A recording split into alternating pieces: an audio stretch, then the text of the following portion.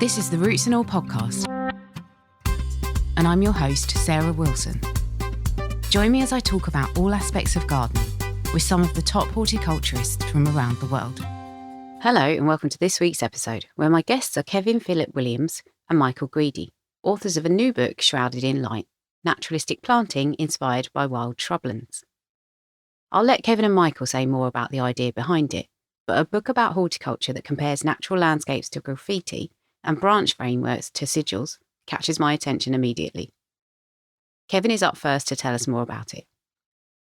I think that we really did want to write a gardening book that we found more exciting than some of the other offerings that were coming out, and really tried to infuse a lot of our love and our interests on sort of all the related but sometimes not integrated fields that sort of surround us every day. And most of the horticulturists that we know and gardeners that we know are extremely interesting people and really passionate about a huge variety of subjects, and extremely well learned in many things. And so trying to find the things that would excite those people, excite our peers, and really maybe paint our entire profession as more multifaceted as it sometimes is. I totally get that, and I completely agree. I think that, as you say, horticulture, especially in the UK and maybe elsewhere, it's got a bit of a bad rap because I think people see it as just, amenity horticulture, or it's unskilled. So this just elevates it to another level. And like you say, so many disciplines are brought into it. It might be good to take a step back, actually, and just tell me about your backgrounds as well, because I think that could be an interesting thing to explore. Sure, yeah. I've been at Denver Botanic Gardens for 7 years, actually, this week. But my path into horticulture was a little bit circuitous. I did not go to school for horticulture. I studied biology in undergrad. I ended up being a plant biologist and worked as a field biologist seasonally for a couple years before ending up working in horticulture. So I think a lot of the ways that, I approach gardening is rooted in the biological aspects of plants, their ecology, the way they live their lives when they're not tended and stewarded by humans. And I think if there's anything unique about my background, that might be kind of what I bring to the table.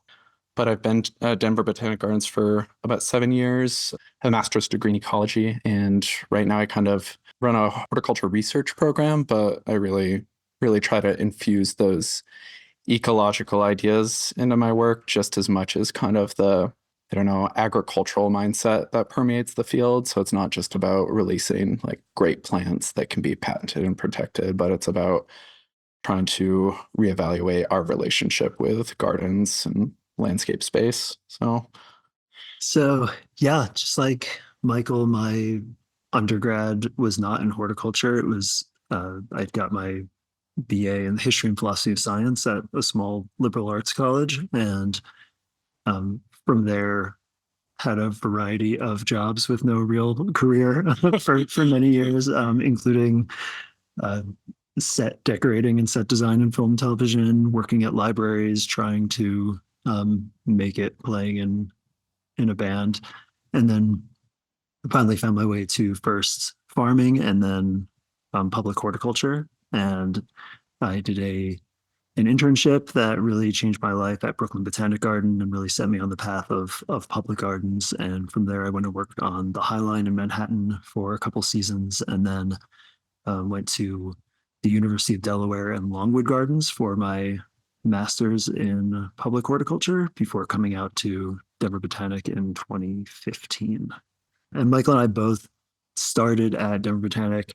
Was that same year? It was the same year. So, yeah. So we both started in 2015 as seasonals. Yeah. So as seasonal gardeners, so we were hired on for just the summer, or essentially a 6-month period with a little bit of variation there. And then pretty much the next year, we were both hired on full time.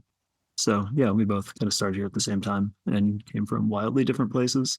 The other funny thing is we both grew up in upstate New York. So I don't know, we brought a very different landscape awareness with us to the semi-arid West in Denver, where we both practice now. So I think we arrived with some of the same like perspectives and like, I don't know, awakenings when it came to like exploring the landscapes around Denver and the Intermountain West. But yeah, we're both upstate New York boys. Yeah, we both came from the deep woods and then had our faces blasted off by the unrelenting sun of the Denver plains.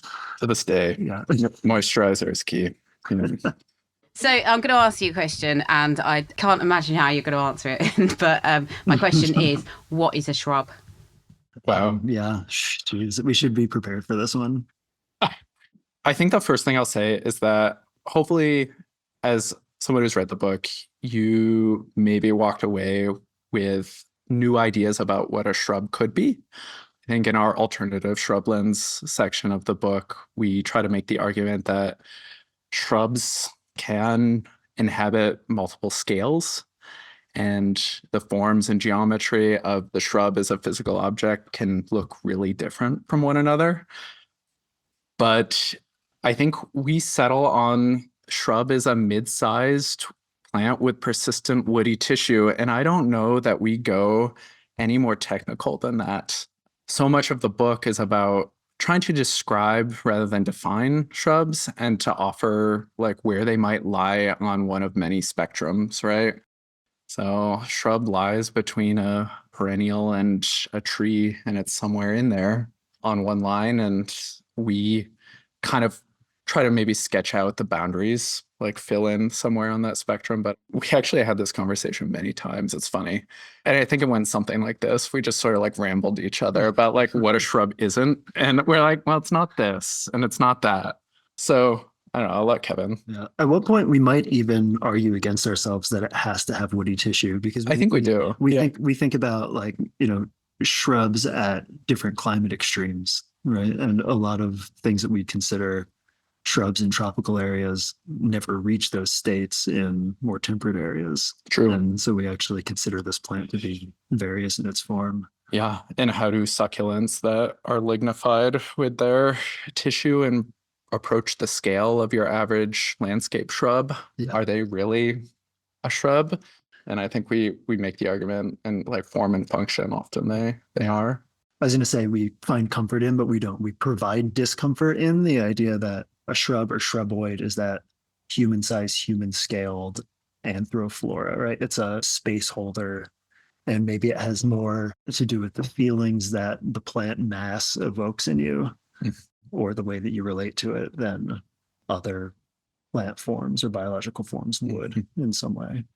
I think that's why the book is so fascinating, and why re-examining that concept of what is a shrub and shrubs en masse is the fact that, as you say, you kind of make it a little bit indefinable, but also it is a bit discomforting. And I don't want to put words in your mouth, but I got the sense that a shrubland can be a bit foreboding, and it's maybe a bit impenetrable, and it's difficult for humans to read. And I think there's probably lots of layers to that. But do you think that that's why they've maybe fallen out of fashion in gardening?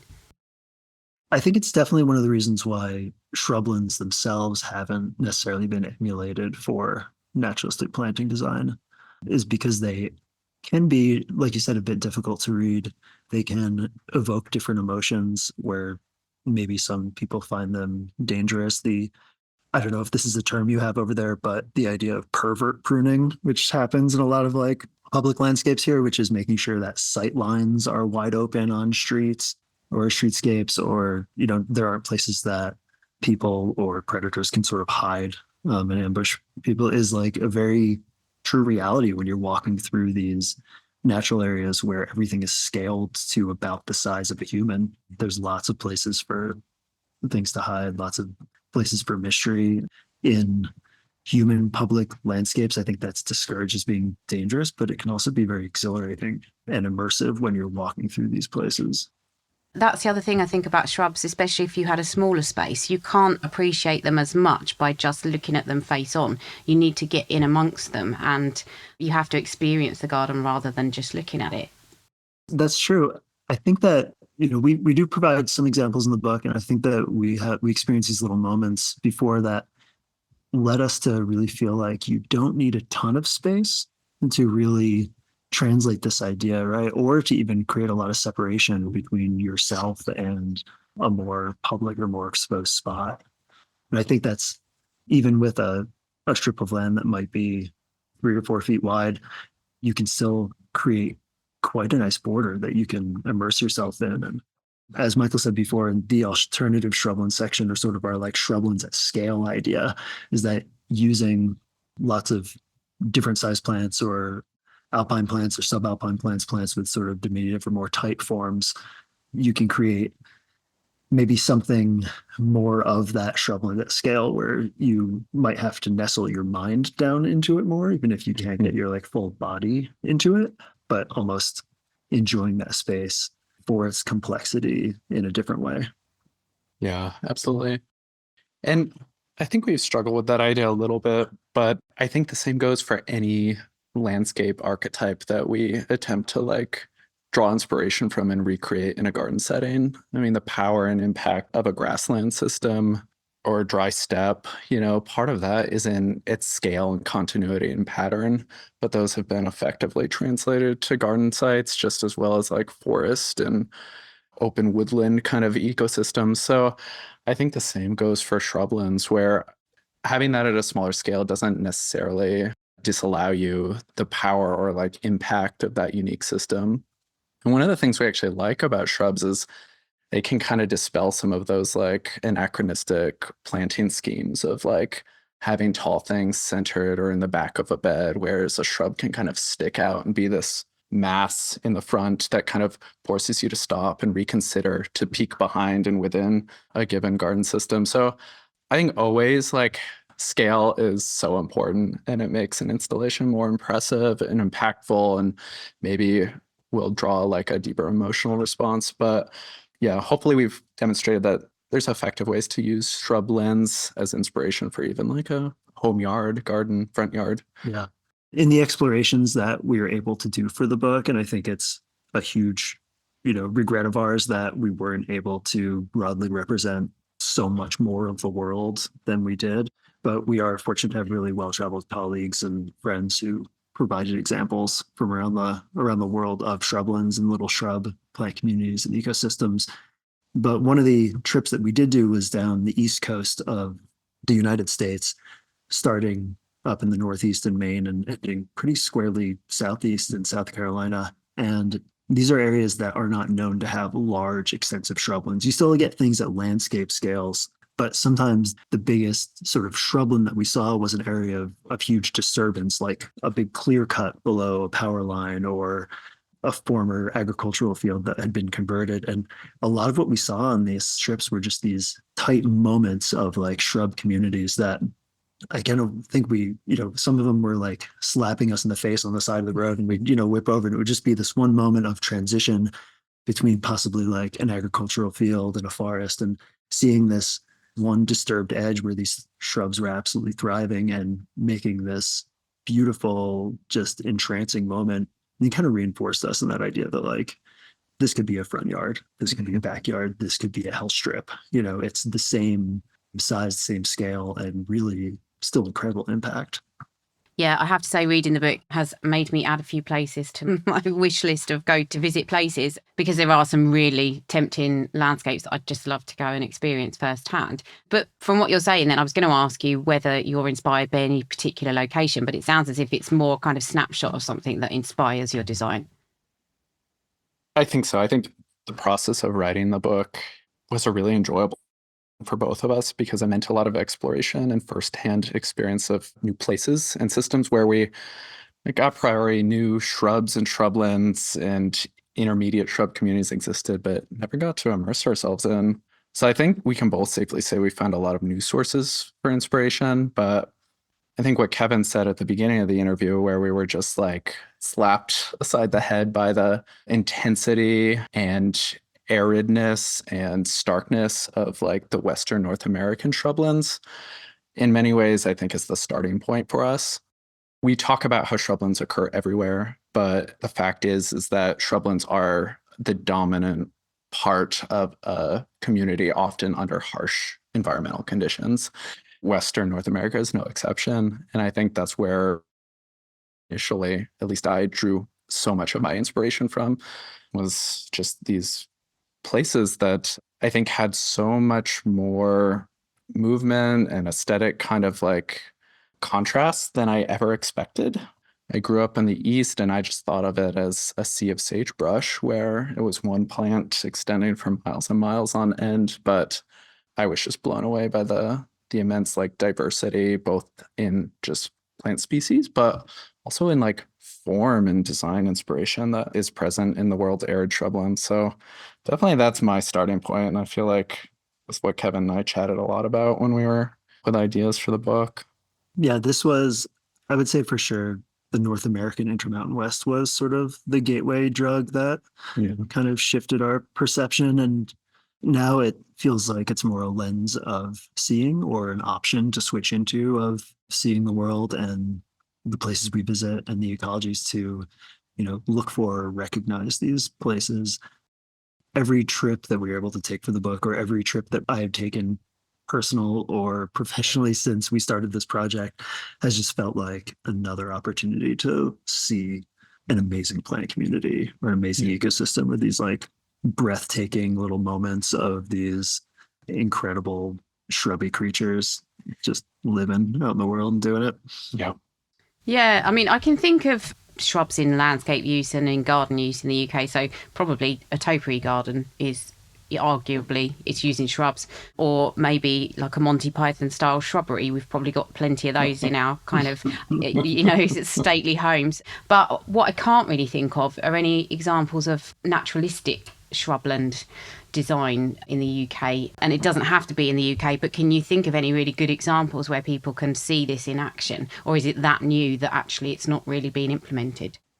So in the book, we did feature Land's End Park in San Francisco, which was a really interesting project that was designed to essentially continue the soft sage scrub community, or sort of the coastal sage community up from the coast. This park is on a bluff that overlooks the ocean itself. So I do think that there are examples, but they're probably few and far between. And I hope that maybe this book brings a few more of them out of the woodwork. I would love if people who do have, especially in the Southern Hemisphere, I think that we were not very well connected into a lot of designers in Australia and New Zealand, where the shrubland communities are just extraordinarily extensive. And I think a lot of those shrubs have been bred and selected for certain features. So, finding hopefully kindred spirits who say, hey, you missed us, and will come out and sort of use this book to embrace or highlight or show off some of the designs that they have possibly been doing for years would be a great benefit. And I think we'd be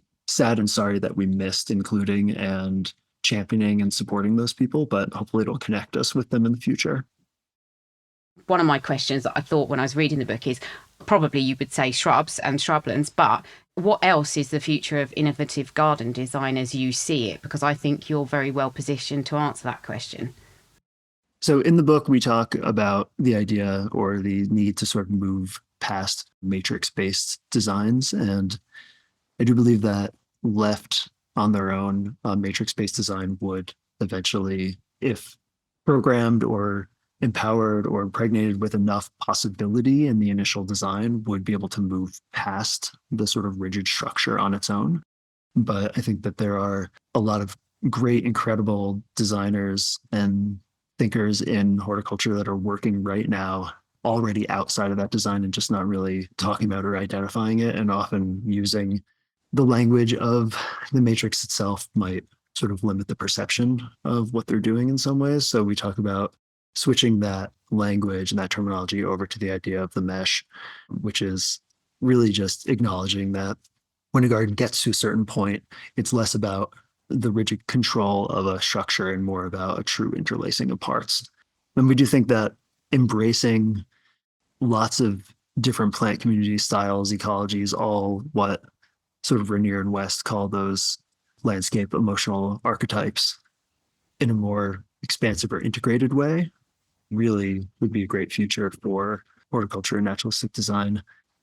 I think that we also have the opportunity to reintroduce concept and intention into our designs and into our gardens. I think naturalistic design has really tended to try to represent natural landscapes or archetypal landscapes in very sort of broken down play school ways, right? We find our most attractive components and we reorganize them into a way that people can really appreciate, or we create gardens that are focused on just a few pollinators or just a few sort of ideas, whether it be xeriscaping or rain gardening or food production, but finding a way to integrate more of those ideas together and then bringing back some of the concepts that are really more attached to formal styles of gardening. There's nothing wrong with making a romantic garden, but what does a romantic naturalistic garden look like? And what tenets of that design are really brought through to the end product? And how do you also attach that to a pollinator or a wildlife forward space?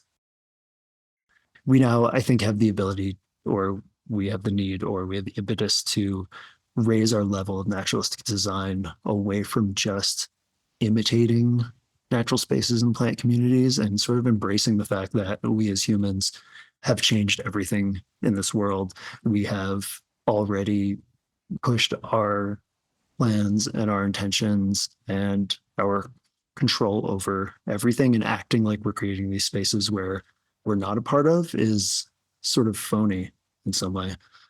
We can commune much better with the gardens that we're creating if we recognize that we're a partner in that creation and try to move forward together in that sort of symbiotic direction. Yeah, I love that. Did you want to add anything, Michael? I think Kevin did a great job of like talking about some of the like really specific ways that this can push gardens and garden design forward. But sometimes I really like to zoom out and think of like the evolution that's happening, I think, with garden design as a craft that's kind of trying to find its footing as something that's of a higher order of human creation, right?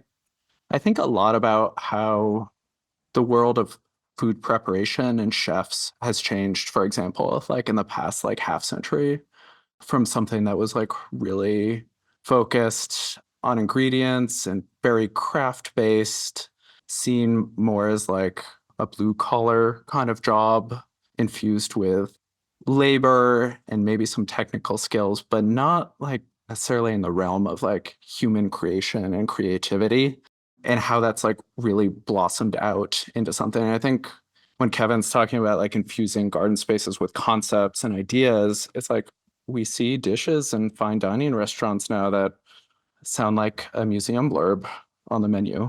And I think that's wonderful and it's amazing. And it's led to like this unexpected infusion of foods and ingredients in unexpected combinations and experiences. And I think a lot of what Kevin was describing, what we kind of hope to see is like gardens taken from this almost like from a complicated system to a complex system that has, through our partnership and through maybe the introduction of like more and more sources of influence, more and more sources of inspiration, maybe that is kind of the thing that provides this like set of emergent properties that we can't quite expect or anticipate yet. So yeah, I think that's really exciting. And I think it also like having this like approachability and diversity for garden inspiration is so important. One of the things that we have grown tired of is just seeing the like litany of classical references that are just in almost every garden book I've ever read. You know, symphonies and impressionistic art are wonderful and some of my favorite things, but I don't think it necessarily speaks to a lot of people who are around today, young people who see the world differently and have the will and energy to change it. So I'm sort of like dodging the question in some ways because I'm saying I'm excited for like all these ingredients coming together and producing something unexpected and surprising.